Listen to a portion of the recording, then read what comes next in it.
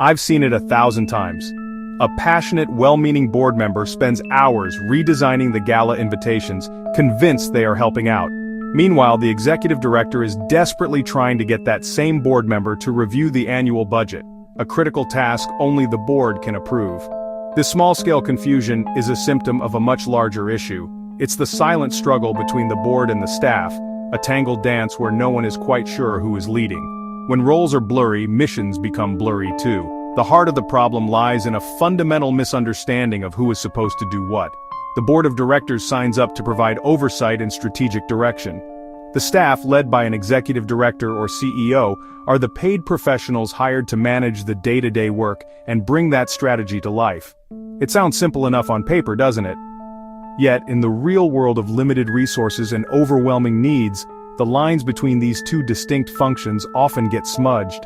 Board members, wanting to be helpful, might dive into operational tasks, while staff might feel like they have to manage their board instead of being led by them. This is not a blame game, it's a systems problem. No one joins a non-profit board wanting to cause chaos, and no staff member enjoys feeling micromanaged. The issue stems from a lack of clarity, training, and explicit agreements.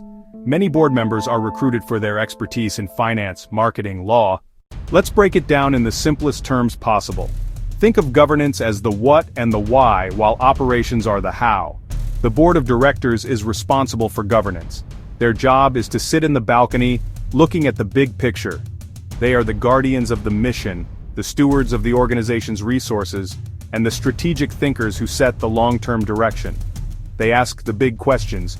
What impact are we trying to make in the world? Why does our organization exist? Are we financially healthy enough to continue our work for years to come? They are responsible for hiring and supporting one employee, the executive director. For example, a board's governance role in fundraising is to ensure a comprehensive fundraising plan exists and to approve it. They monitor its progress, and every single board member actively participates in fundraising, making a personal gift, opening doors to their networks, asking for donations. They don't design the appeal letter or manage the donor database. That's not their job. Their role is strategic. They approve the annual budget, but they don't pay the monthly bills. They set policies like a conflict of interest policy, but they don't manage the day-to-day staff issues that might arise from it. They provide foresight, oversight, and insight. On the other side of the coin, we have operations. This is the domain of the staff, led by the executive director. If the board is in the balcony, the staff is on the stage, making the show happen every single day. They are responsible for the how.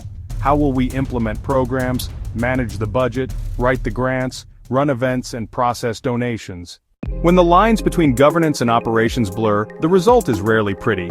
The most immediate symptom is widespread confusion. Staff members are left wondering who their real boss is.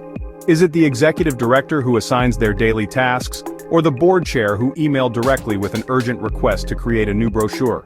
This creates a frustrating two-boss problem, leading to conflicting priorities and being pulled in multiple directions. Important tasks get missed because everyone assumes someone else is handling it. The strategic work stalls. No one has headspace to focus on it. This confusion grinds decision-making to a halt. Imagine a simple decision: choosing a new volunteer management software. This should be an operational decision, led by staff who use it daily. They can research options, get quotes, make a choice based on needs and budget. But in a muddled org, a board committee might insist on getting involved. They'll want to see demos, debate features, and hold multiple meetings to approve it. What should take a week now takes 3 months, and all the while the staff struggles with an outdated, inefficient system. This is micromanagement. It kills momentum and morale. Talented staff, tired of micromanagement and questioned expertise, will leave.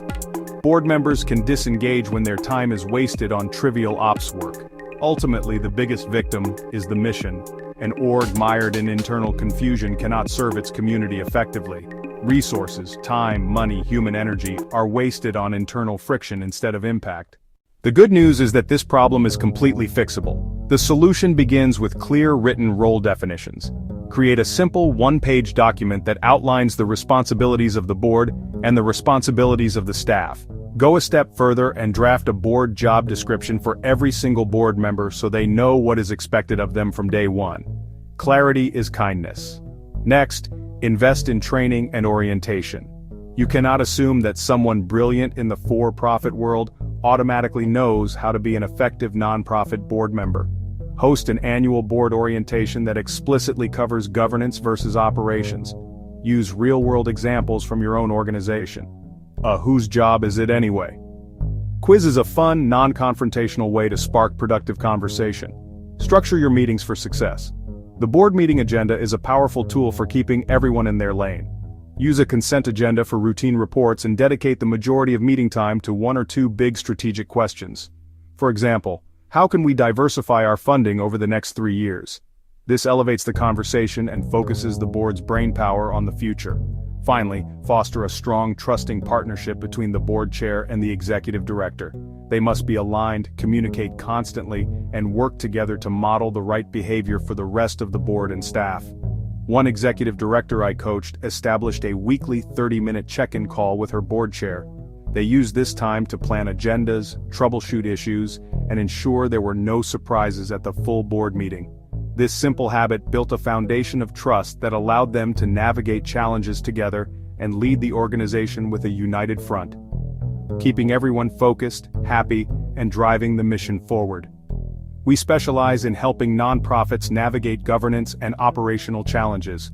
Contact us today to learn how we can support your organization in achieving clarity, alignment, and excellence.